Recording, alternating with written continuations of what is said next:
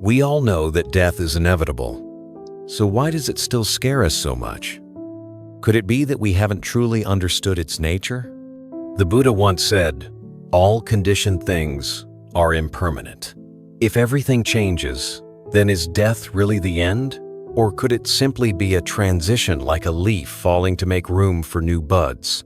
Today, let's go on a deeper journey together where fear gradually dissolves under the light of wisdom, and death is no longer an enemy, but a quiet teacher leading us toward peace. 1. Embracing impermanence to find peace. At some point in life, we've all had moments that made us pause. Maybe when we said goodbye to someone we love, or maybe on a quiet afternoon when we suddenly realized time doesn't wait for anyone. Hair turns gray before we notice, our hands aren't as steady as they used to be, and the voices we once heard every day now only echo in memory. Have you ever felt like that? In those moments, a subtle anxiety often rises: fear of loss, fear of separation, fear of what's coming. But then the Buddha's words return: all conditioned things are impermanent. And that's not a reason to give up. It's a gentle reminder to wake up. Everything from a flower to our very lives is part of the ongoing cycle of arising and fading, coming and going. When we're young, we think we can hold on to everything. But time teaches us a lesson no school can.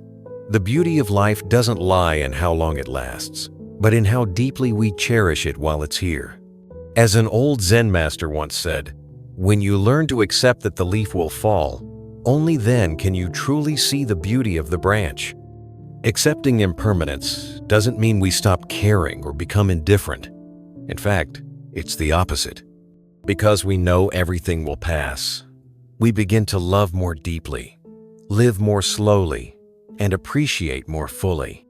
What's more precious than sharing tea with your grandchildren, telling old stories, and feeling your heart light free from the weight of tomorrow? In Buddhism, death isn't a full stop. It's a natural part of life's cycle. Just as the sun sets in the west, we know it will rise again in the east. Seen this way, death isn't terrifying. It's simply a door, opening to the next journey, shaped by the karma we've sown throughout our lives. There's a story about a woman who lost her child and came to the Buddha, begging him to bring her son back to life. The Buddha gently told her, "Find me a handful of mustard seeds from a home that has never known loss." She went from door to door and returned empty-handed. But along the way, she came to understand grief is not hers alone. And from that day on, she began her journey of healing through mindfulness and compassion. Now imagine this. If today were your last day here, what would you say to the people you love? What would you do differently? What would you finally let go of? And what would you hold dear? Just a little more. The truth is, we don't have to wait until the end to learn how to let go. Every day is an invitation to loosen our grip on expectations, on regrets, on the need to control everything. And when we stop trying to control, our hearts slowly open. We begin to accept life's ups and downs just as they are. And in that moment of acceptance and no resisting, not clinging, we start to taste the sweetness of peace. A peace that doesn't come from having things our way, but from flowing with the way things truly are. If you're going through changes right now, whether in age, health, or emotions, know this: you are not alone. All around the world, people are learning to embrace impermanence, not to give up on life, but to live more fully, more presently. Because when we stop fearing what comes and goes, we finally start to live here and now, where peace has always been waiting, right within us. 2. Impermanence. Everything changes. Have you ever sat quietly in your garden, watching a flower just beginning to bloom? It's breathtaking. But only a few days later, the petals start to wither and fall to the ground. Or maybe you've stood by a river, the kind that never stops flowing, and realized yesterday's water is already gone, never to return. Life is just like that. Everything changes. Time doesn't ask permission to pass. It just keeps moving silently, taking with it our youth, familiar faces, voices we used to hear every day. Someone once said, "You can't step into the same river twice. Each time you do, the water has changed, and so have you." The Buddha taught that impermanence is one of the three fundamental characteristics of all things. Whether it's a newborn baby or a 100-year-old tree, a burst of joy or a wave of sorrow, nothing stays the same. Spring doesn't last forever. First love doesn't remain exactly as it was. And this body, no matter how strong, will one day slow down, quietly, like leaves turning in autumn. Have you ever felt the urge to hold on to something, a relationship, a beautiful time in your life, or maybe just the desire to freeze time so it wouldn't slip away so fast? And yet, no matter how hard we try, we can't hold on to anything forever. That's where the pain begins. Not in the fact that something ends, but in our wish for it not to end. When someone we love passes away, the pain we feel isn't just about their absence. It's about the part of us that couldn't let go. But when we begin to see life and death as two sides of the same current, something inside us shifts. It's not about giving up, it's about letting go with grace. There's a story from the Buddha's time, a young prince who was kept sheltered from all suffering. One day, he left the palace and saw, for the first time, an old man, a sick person, and someone who had died. Those moments awakened a powerful question in him. How can anyone find peace in a world where everything changes? That question sparked his journey to enlightenment. And the answer didn't come from changing the world. It came from changing the way he saw it. When we truly understand that nothing is permanent, we stop asking things to stay, and instead, we start treasuring them while they're still here. Just imagine this. If you knew a moment would never come again, how would you live it? Would you rush through it? Would you skip the small talk with your loved ones? Or overlook the quiet beauty of a sunset falling outside your window? Impermanence, when seen clearly, isn't sad news. It's a wake-up call. Because nothing lasts forever, each moment becomes more precious than ever. Some people think change is something to fear, but look at nature. If autumn never came, how would spring return? If the sun never set, how could we welcome the sunrise? Endings aren't the finish line, they're the start of something new. So when we accept that everything changes, not to make us sad, but to remind us to love deeper, let go lighter, and live more fully, we find our hearts becoming lighter too. Like a breeze moving through a grove of bamboo, leaving no trace, but cooling the soul. And maybe then, impermanence won't be something we fear anymore. It becomes a gentle companion, whispering, "Live while you still can. Love while you still have each other. And smile, because this very moment, fleeting as it is a miracle." 3. The enlightened have no fear of death. Have you ever wondered why some people face death with such calm? No panic, no fear. They pass like a flower gently falling to the earth, peaceful, whole, without regret. It's not because they're stronger than the rest of us. It's because they've seen through the illusion of life and realized that death is not the end. Throughout Buddhist history, many monks, nuns, and lay practitioners have passed away with a gentle smile on their lips. It wasn't because they didn't face illness or pain. It's because their hearts were no longer attached. They no longer mistook this body, this ego, for the true essence of life. Picture this. A flame passed from one candle to another, Does the flame end? Number? It simply takes a new form. And life, this life we think begins and ends with birth and death, doesn't really start here, and it doesn't end here. It continues, in a way our ordinary eyes can't always see. The night before his passing, the Buddha lay peacefully between two sala trees. A soft breeze blew. The blossoms fell like rain. He wasn't sad. He wasn't afraid. He simply told his disciples, "Be a light unto yourselves." No tears, no clinging, because he knew all things are impermanent, and what we call death is just a transformation. No one truly leaves because no one ever truly arrived. There's a saying, the enlightened don't see death as a wall, but as a doorway. And when that door opens, they don't turn back. They step through it, with gratitude, having lived deeply and mindfully. Over the years, many older students have asked, how do I stop fearing death? And the answer always starts with this. Look at how you're living. If we live with awareness, with compassion, and with understanding, then death no longer catches us off guard. It becomes like a beautiful evening. The sky darkens, the sun quietly sets, and the heart grows still. No regrets, no grasping. The Buddha taught, whoever sees impermanence sees the Dharma, and whoever sees the Dharma sees the Buddha. That understanding of life's fleeting nature doesn't bring fear, it brings freedom. Because when we know we can't take anything with us, we begin to choose wisely what we carry. Kindness, awareness, compassion.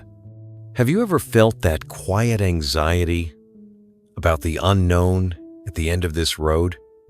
But what if death isn't the enemy, just a natural part of life's current? Then what's left to fear? The enlightened don't fear death because they've died long before. Died to the ego, the illusions, the craving for control. They no longer see themselves as this body, this name, this identity.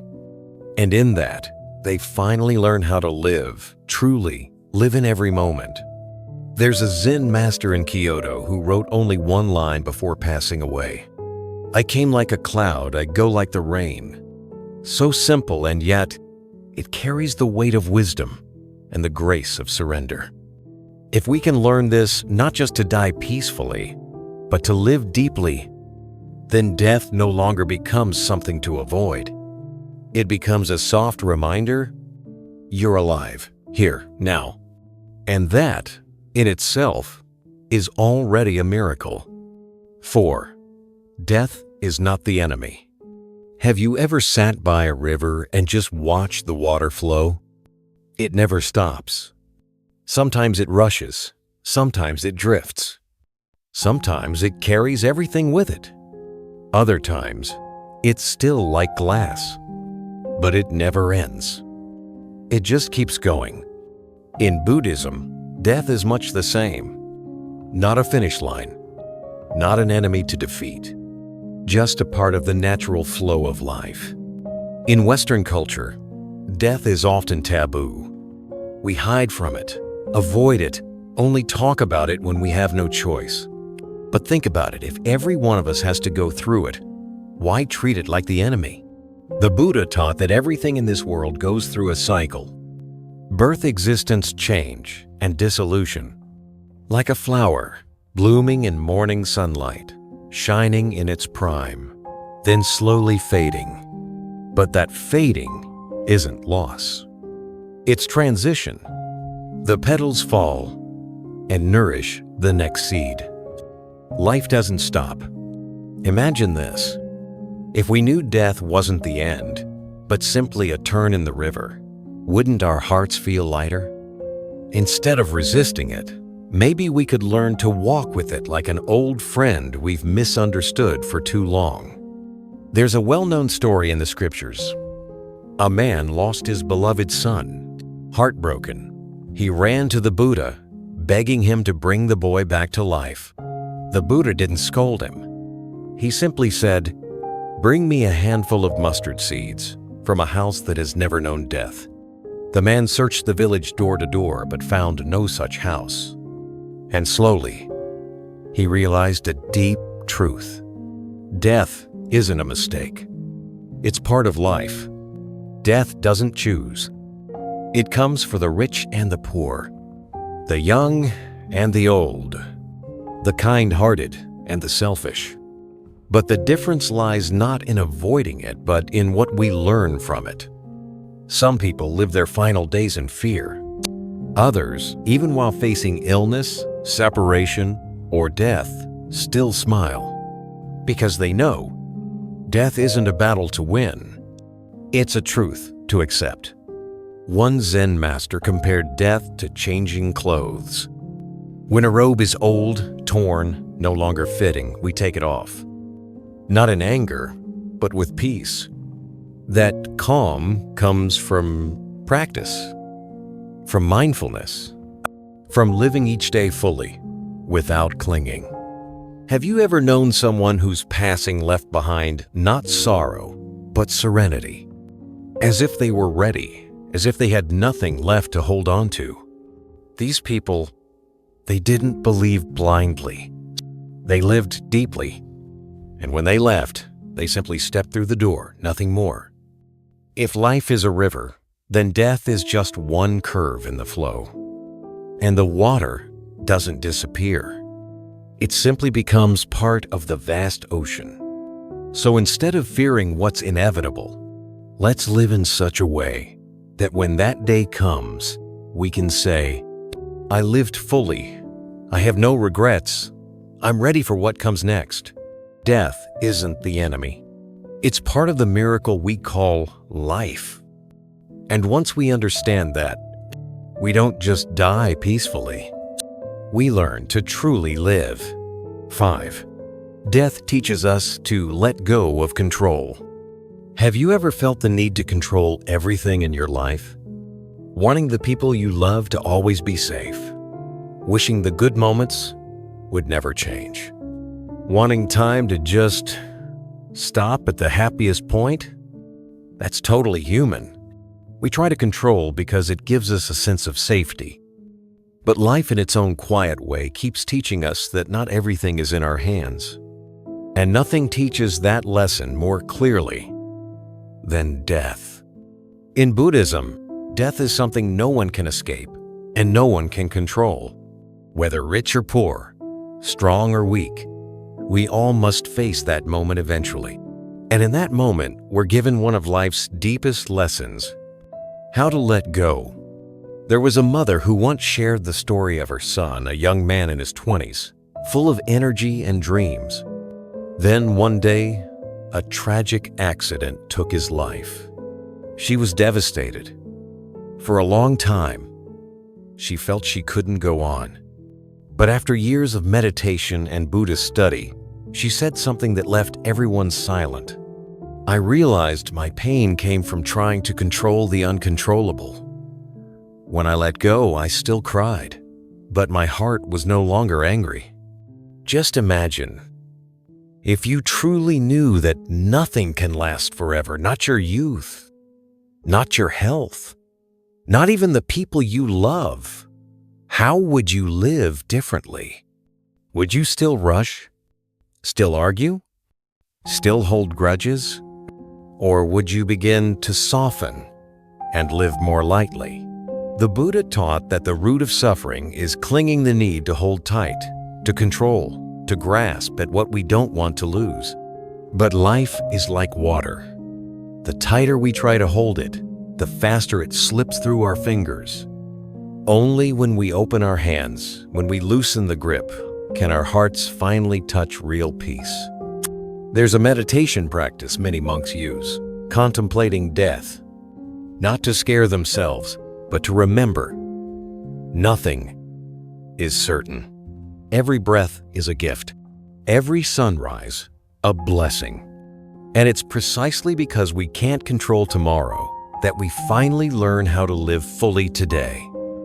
Have you noticed how people who live close to death, the elderly, those with terminal illness, or those who've lost someone often speak more slowly, look at you more deeply, and love more gently? They've learned how to let go. Letting go doesn't mean giving up. It doesn't mean you stop caring. It means you love without clinging. You live fully without needing things to go your way. You accept what's beyond reach and do it with humility. When we're young, we often think happiness is getting what we want. But as we grow older, we realize true happiness is being at peace with what we already have. And that peace comes from letting go of control. Death teaches us that lesson clearly, honestly. It says, "You can't stop me, but you can choose how to walk with me with mindfulness, understanding, and gratitude." And when you do that, something beautiful happens. Your heart opens. Your burdens feel lighter. You stop being bound by things you can't hold on to. And suddenly, you feel free. Not because you've gained control, but because you no longer need it. That is the greatest kind of freedom. Freedom from needing to control life. And here's the strange, beautiful part. When we let go, we often receive more. More love. More peace. More quiet moments that matter in a world that's always changing. 6. Live well, die peacefully. Have you ever laid down at the end of a long day, feeling light, content, at peace, knowing you lived that day fully? No regrets. Nothing left undone. Just a quiet kind of peace, like a lotus flower gently closing after blooming all day. That feeling is perhaps the closest glimpse we get of a peaceful death, the kind often spoken about in Buddhist teachings. You see, the Buddha didn't teach us to avoid death. He taught us to live in such a way that when that final moment comes, we can smile and let go, no grasping, no regrets, no fear. And to leave this world that peacefully, we have to live each day with mindfulness. There was an old monk who once told his students, "When you live rightly, you stop fearing death." It sounds simple, but those words carry a lifetime of practice. Living rightly means living with compassion, treating others with understanding and kindness. It means living with wisdom, not getting swept away by things that don't really matter. And above all, it means living with mindfulness, being fully present in each breath, each step, each word. Now imagine this.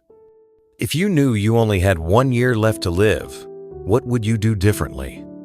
Maybe you'd hug your loved ones more, sit with an old friend, and really listen. Forgive someone you've held anger toward. Or maybe just slow down to watch more sunsets instead of chasing things that don't last.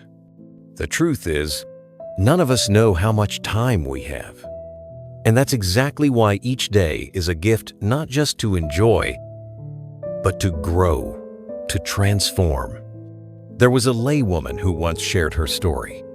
For decades, she was busy raising kids, supporting her husband, and building a career. But it wasn't until she turned 60 that she began to learn meditation.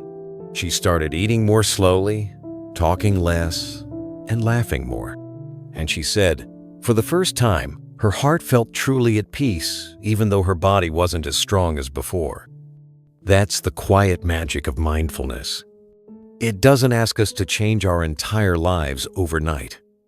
It starts small, drinking tea in silence, listening to a loved one without judgment, taking a deep breath before reacting.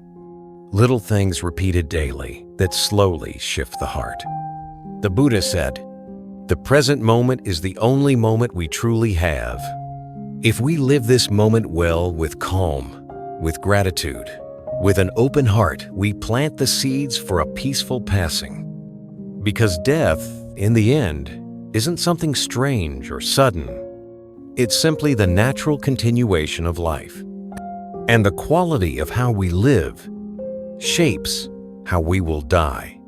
Someone who lives with compassion won't leave with bitterness. Someone who lives with wisdom won't leave in confusion. Someone who lives mindfully won't leave in panic.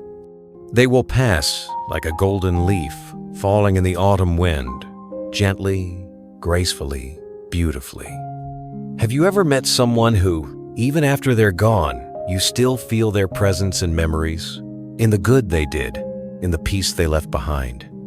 People like that don't need a perfect life.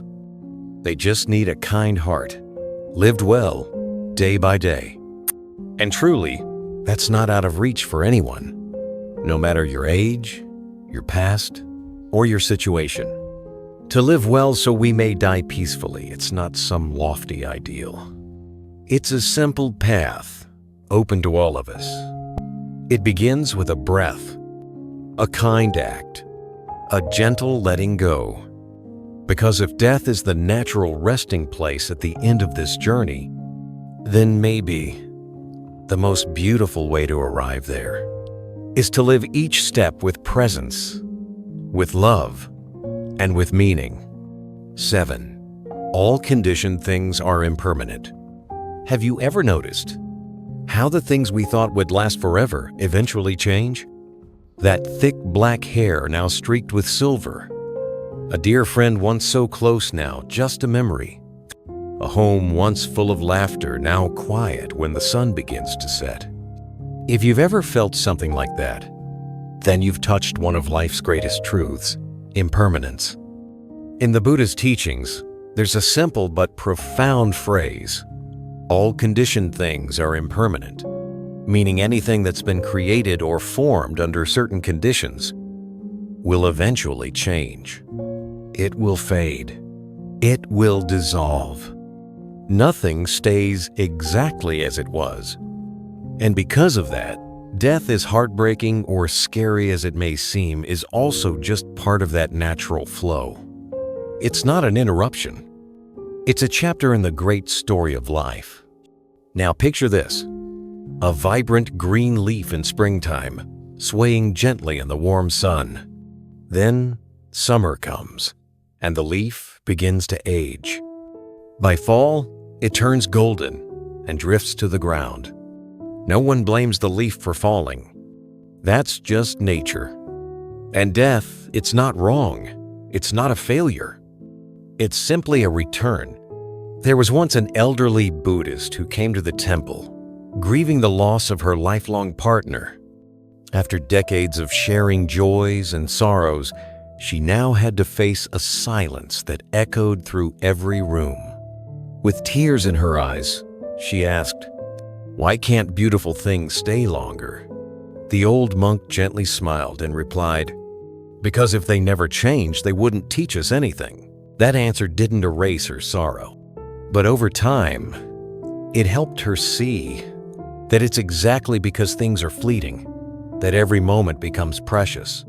And that's the heart of the teaching on impermanence. The Buddha didn't teach us to be cold or detached. He didn't say, "Don't love, don't care, don't get close." He taught us to love mindfully, to cherish what we have now, knowing it might not be there tomorrow. That awareness makes the present shine even brighter. Have you ever looked back at your own life and realized how much you've changed? The way you think now isn't the same as when you were 30. Things that once broke your heart now feel like small ripples in the larger journey. That's impermanence, not just out there in the world, but within ourselves. And yet, it's often this very change that causes pain because we hold on to what was. We don't want our parents to age. We don't want our children to leave the nest. We don't want our bodies to weaken, so we resist the natural current. In meditation, practitioners are often invited to observe each breath, each sensation, each thought, and to notice how they come and go. Nothing stays. And if you watch long enough, deep enough, you begin to see that this is the true nature of life. Ever-changing, constantly flowing. Death is not separate from life. It's not waiting for us at the end. It walks with us, step by step. Every second that passes, something within us ends and something else begins. You've probably heard the saying, you can't step into the same river twice, because the river has changed and so have you. When we truly understand this, we stop trying to hold on to what can't be kept. And that is where real peace begins. Impermanence, when first heard, might sound a bit sad, but understood deeply, it becomes a gentle invitation to live more fully, to realize that just being able to see each other today, to hear birds sing, to feel the morning light on our skin is already a gift. All conditioned things are impermanent. It's not a warning. It's a bell of awakening. To love now, to forgive now, to live while we still can. 8. Mindfulness and meditation help us move beyond fear. Have you ever found yourself lying awake late at night? Not because of physical pain, but because of a vague, unshakable fear? Maybe it's the fear of getting sick, the fear of losing someone you love, or perhaps, even deeper, the quiet fear of death slowly approaching. That kind of fear isn't unusual. In fact, it's one of the deepest emotions we carry, from the time we're young until our final years. But here's something interesting. In Buddhist tradition, meditation masters don't run away from that fear. They turn toward it. They contemplate death every single day. Not to scare themselves, but to live more deeply. A Tibetan monk once said, "Thinking about death doesn't make me pessimistic. It makes me cherish every morning I wake up." And it's true. When meditation becomes part of your life, not just sitting still on a cushion, but truly being present in even the smallest moments, fear begins to soften, like early morning fog dissolving in the sun. Picture this: someone sitting in stillness, not trying to push thoughts away, not chasing the past, not worrying about the future, just simply aware that they're breathing. In, out, in, out. Each breath becomes an anchor, and from that place of quiet, something shifts. The fear is still there, but it no longer controls them. Mindfulness isn't about avoiding reality. It's about facing it with gentle courage. When we observe fear instead of running from it, fear begins to loosen its grip.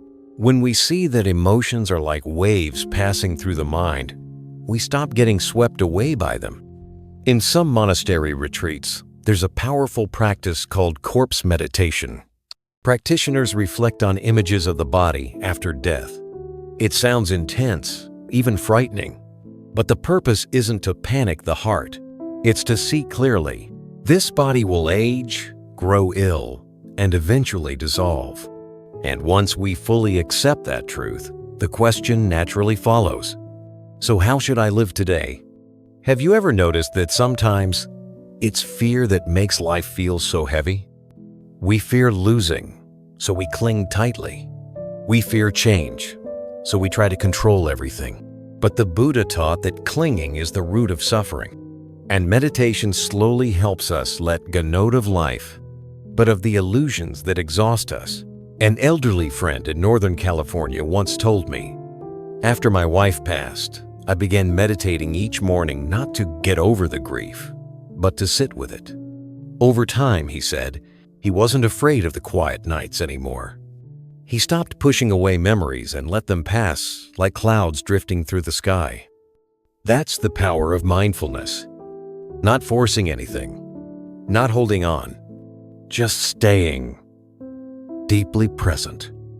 The Buddha once said, "Death is certain, but the timing is unknown." So meditation isn't about preparing for some faraway moment. It's about preparing for today. Right now, preparing with a calm mind, an open heart, and a spirit that knows how to release.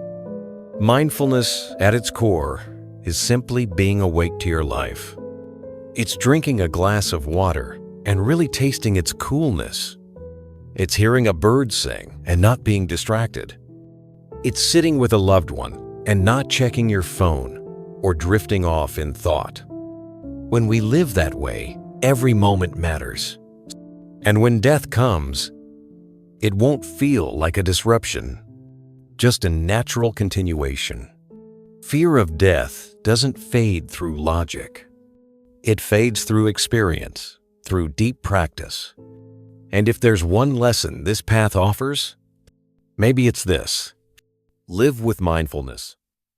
So when your time comes, you don't leave in panic, but in peace. 9. Death as a teacher. Have you ever had a moment that stopped you in your tracks and made you realize life is short? Maybe it was hearing that an old friend passed away unexpectedly. Maybe it was sitting quietly beside a parent's hospital bed. Or maybe it was just one quiet afternoon, watching the golden light fall across an empty yard and suddenly feeling, deep down, that time doesn't wait for anyone. That's when death stops being some distant idea. It comes close, and it whispers something in your ear, live, while you still can. In Buddhist teachings, death isn't seen as the enemy. It's a quiet teacher. It doesn't lecture. It doesn't shout. It just stands there, gently reminding us everything is impermanent. And that's why every moment matters. The Buddha said, when a person truly sees impermanence, they begin to treasure the present. Yes, death can feel frightening, but it's also what gives life its depth and meaning. Because we don't know how much time we have left, we're invited to stop wasting it on petty arguments, old grudges, or regret. Just imagine, if you knew you only had 1 week left to live, what would you do differently? Who would you reach out to? Who would you forgive? Who would you spend time with? Chances are, you'd stop the fighting. You'd stop the blaming. And you'd begin to really show up for each moment. Death, whether we accept it or not, is always there like an invisible border. But if we treat it as a teacher, we can learn how to live with more depth, more honesty, and more gratitude. There's a story of an older laywoman who shared that after she was diagnosed with cancer, she didn't fall into despair. Quite the opposite, she started to live in a way she never had before. She called her sister after decades of silence due to a family conflict. She wrote letters to each of her grandchildren, sharing treasured family memories. She admired the flowers in her garden as if seeing them for the last time. And she said, "I've never seen life so clearly or so beautifully." It wasn't the illness that changed her. It was awareness of death that opened her up. Have you ever felt something like that? That we don't really start living until someone or something reminds us that our time is limited? Death doesn't take life away. It gives us something back: clarity. It helps us see what truly matters and what we can gently let go of. Letting go doesn't mean giving up. Letting go means placing things down lightly so that your hands are free to hold what's worth keeping. Love, understanding, presence. In the scriptures, the Buddha often told his disciples, "Remember death as you would remember a friend who walks beside you." Not to scare us, but to wake us up. Because when someone truly remembers that they may not have tomorrow, they live today differently. And when we live that way, even the smallest things become sacred. A simple dinner with family, a warm hug before bed, a quiet morning beside a cup of tea. They all become the most beautiful parts of life when we're truly there for them. Death is a strange kind of teacher. It doesn't use a blackboard. It doesn't need a classroom. But if you know how to listen, It will teach you life's most important lesson. Live in such a way that when it's time to go, there's nothing left to regret. And the beautiful thing is, you don't have to wait until the end to learn this lesson. It can begin right now, right here, with this breath, with this moment, with your choice to live differently starting today. 10. No self. There is no fixed me. Have you ever asked yourself, who am I? It sounds like a simple question, but if you really sit with it quietly, honestly, you might start to feel confused.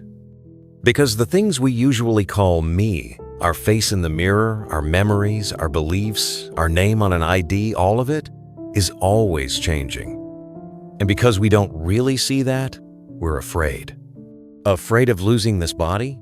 Afraid of losing our memory, our social role, our place in the family. Afraid of losing ourselves. In Buddhism, this is called attachment to self, one of the deepest roots of suffering. The Buddha taught that there's no fixed, unchanging self.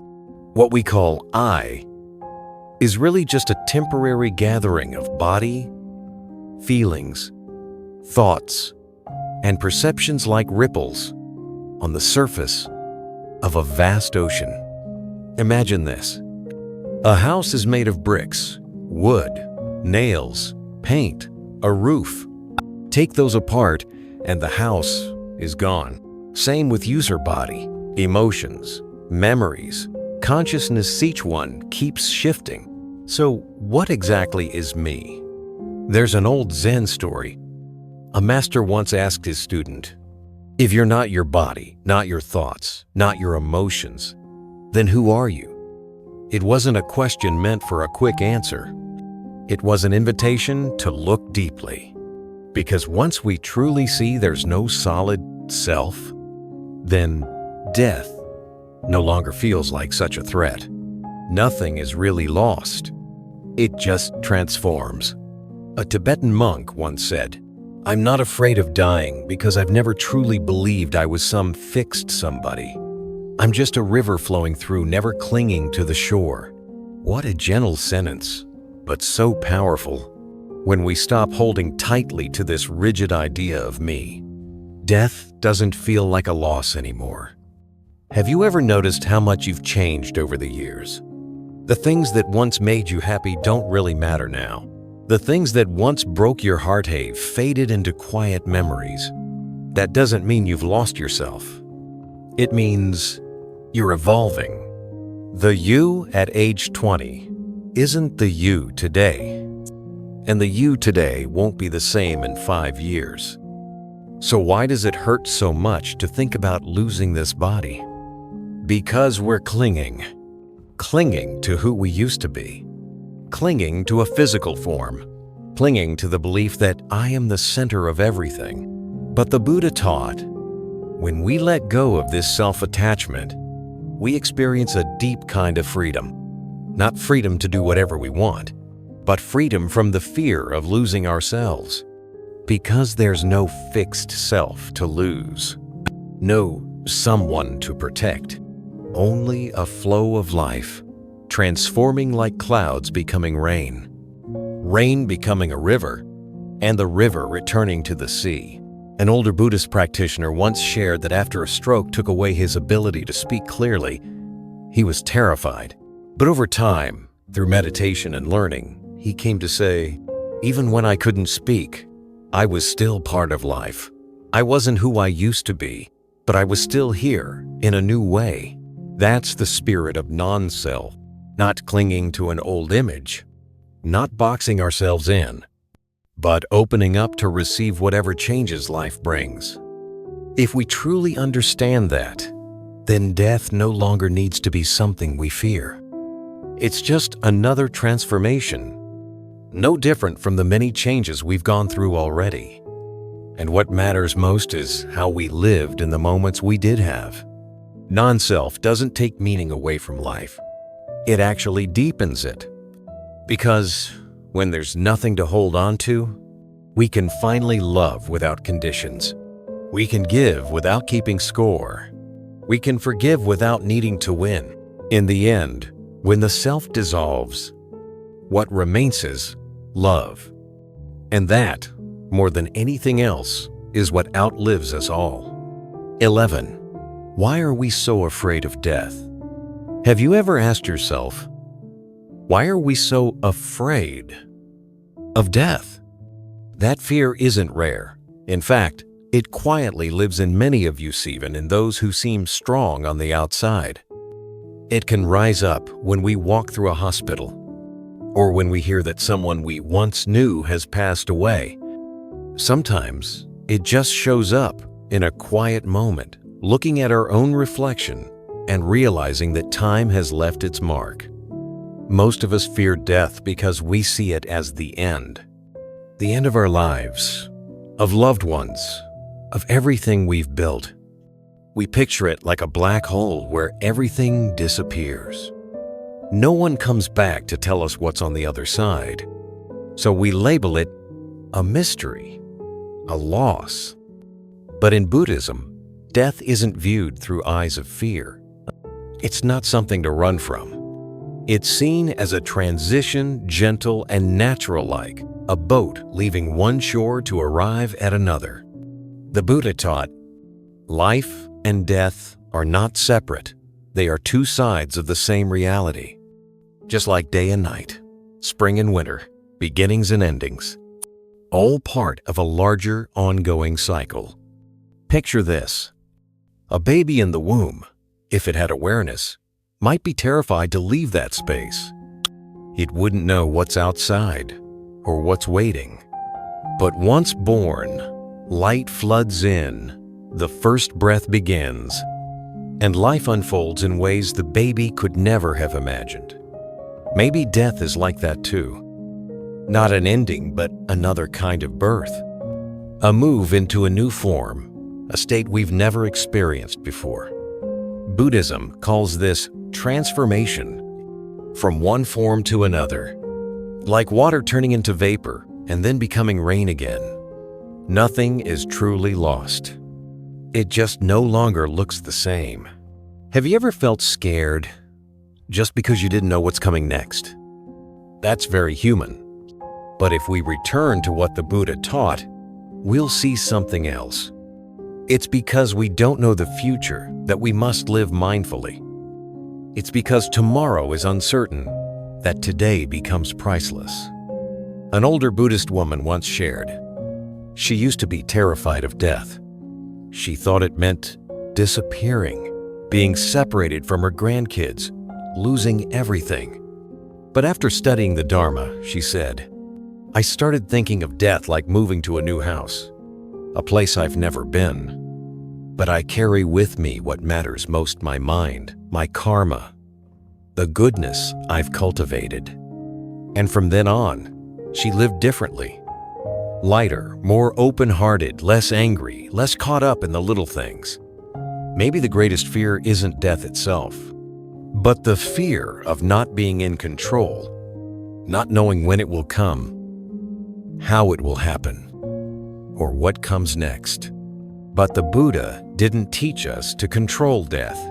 He taught us to prepare for it, with understanding, with mindfulness, and with compassion toward ourselves. Because if death is part of life, then learning about death is part of learning how to truly live.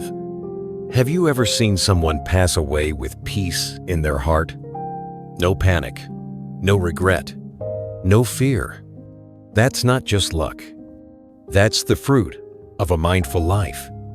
Not one built only on wealth or status, but on inner calm. Maybe death only feels terrifying to those who haven't really lived. But for someone who's loved deeply, lived honestly, and shown up fully, death is simply a door, not the end of the story. Just the start of a new journey. 12. Fear comes from clinging. Have you ever felt that quiet sense of anxiety creeping in? Whenever you think about losing something you love, maybe it's a loved one, a house filled with memories, a job that gives you a sense of purpose, an old photograph, or simply something familiar, something that, if gone, would make life feel different. That fear, it's deeply human, so real. But if you look closely, you'll see that most of the pain we carry comes from one thing: attachment. The Buddha taught, we suffer because we cling to things that are impermanent. It sounds simple, but when you apply it to real life, it hits deep. Imagine this: someone holding a fistful of sand. The tighter they squeeze, the more it slips through their fingers. But if they open their hand, the sand stays peacefully, gently. Life is the same. The more we try to hold on, to control, the more afraid we become of losing. And when the inevitable happens, illness, death, separation, we suffer so much more. There was a man who came to the temple after his beloved wife passed away. He said he could barely breathe walking into the kitchen where she used to cook. Every object, every corner of the house was filled with pain. He couldn't let anything go, not even the sorrow, because to him, letting go felt like forgetting her.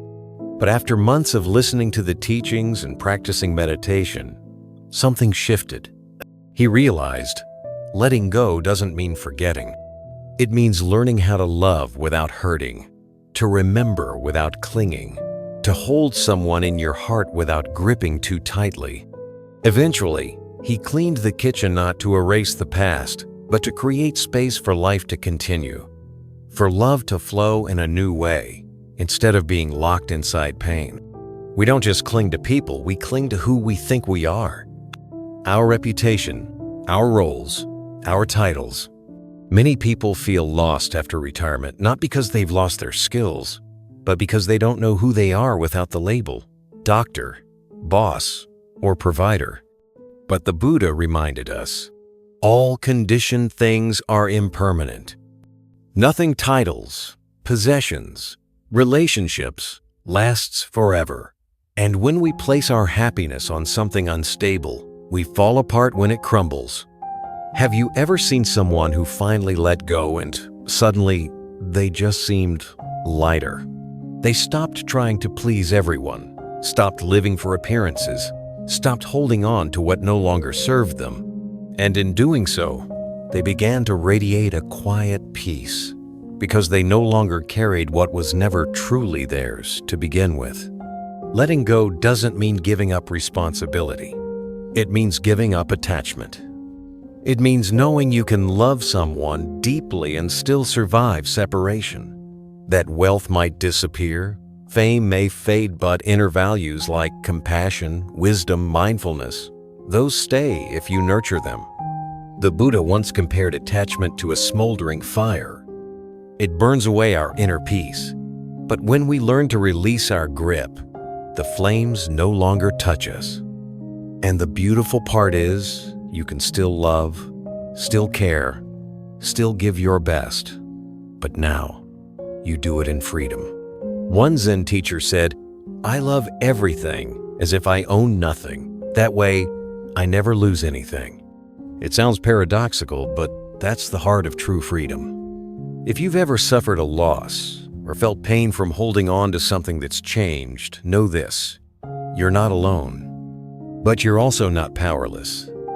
Through mindful breathing, slowing down, and listening to your own heart, you'll begin to see true freedom isn't in clenching tightly. It's in knowing when and how to let go. And when you finally do, your heart feels lighter. Your love goes deeper. And you realize life was never abandoning you. It was just teaching you how to walk with it a little more gently. 13. Karma and continuation. Have you ever wondered what really happens after we close our eyes and leave this life? For many, death feels like the end of the road. But in the Buddhist teachings, death isn't the final stop. It's simply a transition, a doorway opening into a new journey. And that journey is guided by something incredibly important: karma. The Buddha taught that karma, or actions, our words, And even our quietest thoughts is what shapes what comes after. Every single thing we do, say, or think, no matter how small, leaves a trace. And that trace continues like a seed, waiting for the right time to sprout in the next life. Picture it like this. This life is like a set of clothes. When the outfit gets old, we take it off. But we don't disappear. We simply put on something new. And that new outfit to our next form, our next life, will be woven from the threads of everything we've done and felt in this one. There was once a middle-aged man who came to the temple after his mother passed away. He felt lost. He kept wondering where she was, if she was in pain, if she was at peace. After learning the Buddhist teachings, he came to understand something profound. Instead of searching for her somewhere far away, what truly mattered was continuing to live kindly, dedicating the merit to her. Because if she still existed in some form, that goodness would find its way to her. In many Buddhist traditions, karma is compared to a wind. When the body like a candle's flame goes out, the karmic wind carries consciousness to the place it's meant to be. If we live with compassion, mindfulness, and forgiveness, that wind carries us toward light. But if we live in anger, selfishness, or ignorance, it pulls us toward darker realms. Have you ever done something small like saying a kind word, acting honestly, or forgiving someone and felt a deep warmth that lasted for days? That's wholesome karma at work. And the beautiful part is, karma isn't some fixed fate. It's something we create, moment by moment. There's a powerful story in the Dhammapada about a feared bandit named Angulimala. He had taken nearly 100 lives, but one day he met the Buddha, and in just one conversation through awakening, gave it all up, became a monk, and eventually reached enlightenment. That story isn't about miracles, it's about transformation. Karma can be changed. No one is forever chained to their past mistakes if today they choose to live differently. So when we think about death, Buddhism doesn't tell us to be afraid or to obsess over what's next. It teaches us to return to the present, to ask, what seeds am I planting today? Who am I speaking to with kindness? Who am I thinking of with compassion? How am I treating those closest to me with awareness or just habits? Because when our final breath comes, we can't take money, fame, or titles with us. The only thing that follows us is karma's sum of all we've done with our body, speech, and mind. Have you ever seen someone pass away in pieces if they'd been ready for a long time? They may not have been rich or well-known, but they lived well, they lived deeply, and they lived fully. So they could leave this world as if simply changing clothes with no regrets. If we truly understand this, then every day becomes a beautiful opportunity. A chance to plant good seeds, to live more lightly, more kindly, not for praise, but because we're packing our bags for the greatest journey we'll ever take. And in that light, death is no longer the end. It's a gentle pausia transition into a new chapter written by the life we're living right now. Death isn't a full stop. It's a quiet reminder that every moment of life is precious. When we understand impermanence, let go of ego, and live with compassion and mindfulness, we're not just preparing to die, we're learning how to truly live. If this message touched your heart, please subscribe to Buddhism Seeds to keep exploring Buddhist wisdom with us. And if you found meaning in these words, give this video a like, share it with someone you love, and leave a comment below, because what you say might be the gentle light someone else needs most in a difficult moment.